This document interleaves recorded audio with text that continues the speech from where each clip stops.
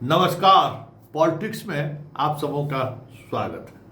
और आज हम पॉलिटिक्स में बात बिहार बीजेपी की उस पॉलिटिक्स की कर रहे हैं जिस पॉलिटिक्स के सहारे बरसों से कह सकते हैं कि पूरी व्यवस्था में दीमक की तरह काम कर रहे वैसे लोगों को पार्टी ने दरकिनार किया है जिसने पार्टी को ही नुकसान नहीं पहुंचाया, संगठन को ही नुकसान नहीं पहुंचाया, एक पूरी पीढ़ी को खत्म कर दिया जिस पीढ़ी से बड़ी उम्मीद पाल रखा था बीजेपी भी और संघ भी। जी हां, मंगल पांडे के बाद नागेंद्र जी भी गए। आज पत्र जारी हुआ और वो पत्र हमारे राष्ट्रीय अध्यक्ष नितिन नवीन जी के हवाले से अरुण सिंह ने जारी किया है।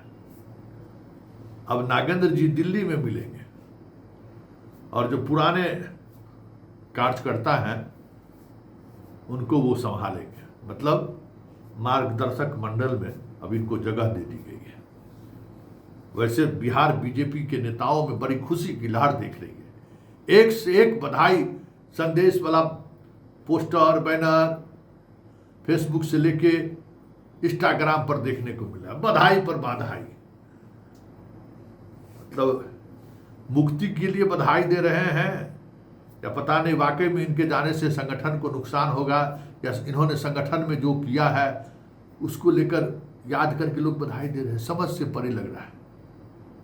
लेकिन एक बात तो जरूर है कि नितिन नवीन जी के राष्ट्रीय अध्यक्ष बनने से बिहार बीजेपी को कितना फायदा होगा ये तो आने वाला वक्त बताएगा।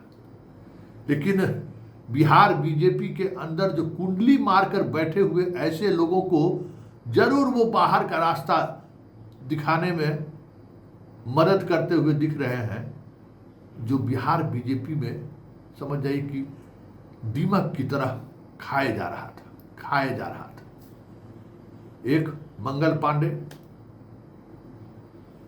मंत्रिमंडल से हटे तो हमें लगता है कि बीजेपी के बाहर के लोग तो छोड़िए, बीजेपी के जितने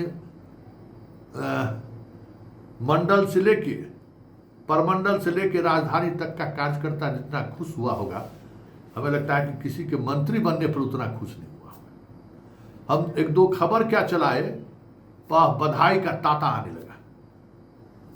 अभी इस खबर को पढ़ने से पहले अभी एगो बीजेपी के और संघ के एक अच्छे कार्यकर्ता जो बड़े बिजनेसमैन हैं, दवा के कारोबार में, उन्होंने भी फोन करके हमको कहा कि संतोष भाई, आप बहुत ही दिल से अपनी बात को कहा है। ये मंगल पांडे जैसा लोग जो है ना, बिहार के स्वास्थ्य व्यवस्था को मतलब बेपटरी ही नहीं किया, खत्म कर दिया।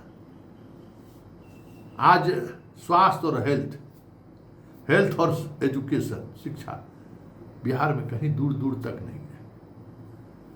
हेल्थ के लिए मंगल पांडे को लोग याद रखेगा कि कोरोना काल में भी जो है, जो सामग्री का परचेजिंग हो रहा था उसके लिए भी क्या कहते हैं, अलग अलग खिड़की खुला हुआ था।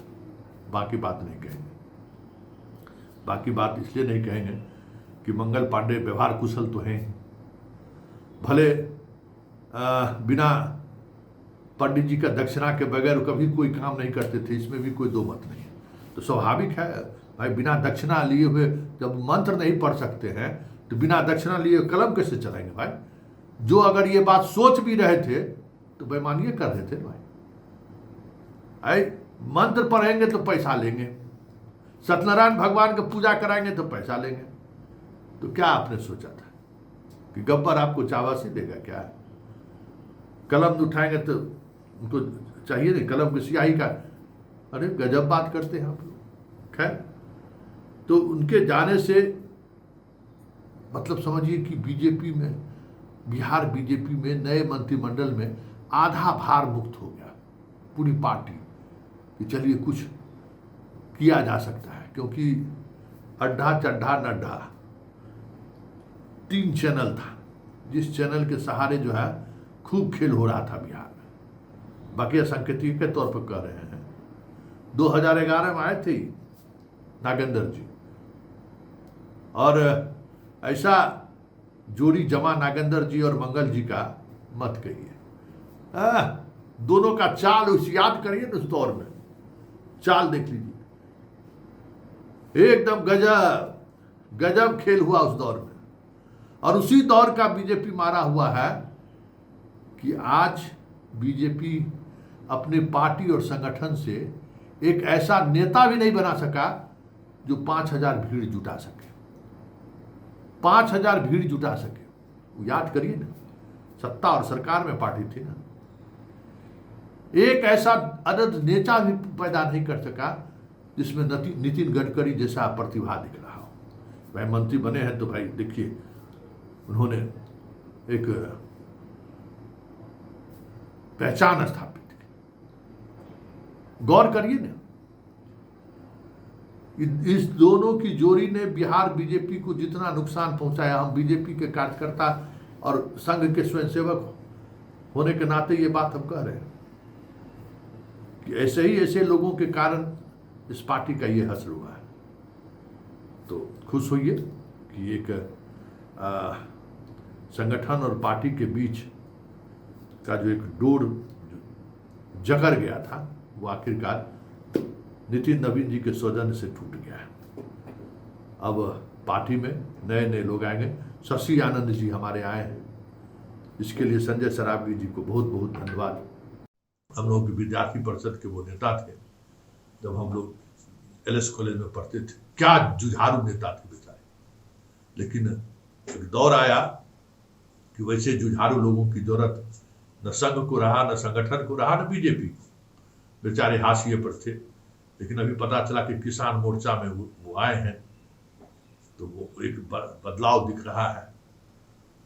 तो कहने का ये है कि आप कह सकते हैं कि बिहार बीजेपी में संगठन मंत्री के रूप में जो 12-14 वर्षों का जो इनका कार्यकाल रहा है, वो याद किया जाएगा, स्वर्णिम अक्षरों में लिखा जाएगा कि एक नागेंद्र जी और दूसरे मंगल जी, दोनों की जोड़ी ने, हाँ, सुशील मोदी के आत्मा को आज जरूर शांति मिला होगा कि सुशील मोदी जी आज बड़ी प्रसन्न हुए होंगे कि चलो दोनों निष्कंटक गया।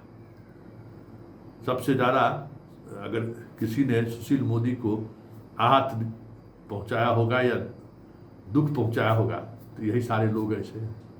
खैर, सवाल वो नहीं है, सवाल ये है कि अब बीजेपी बिहार में सत्ता में ही सिर्फ नहीं आई है, संगठन और पार्टी के अंदर भी अब जोश और ऊर्जा, एनर्जी कैसे वापस आए, इसकी कोशिश करते हुए दिख रहा है।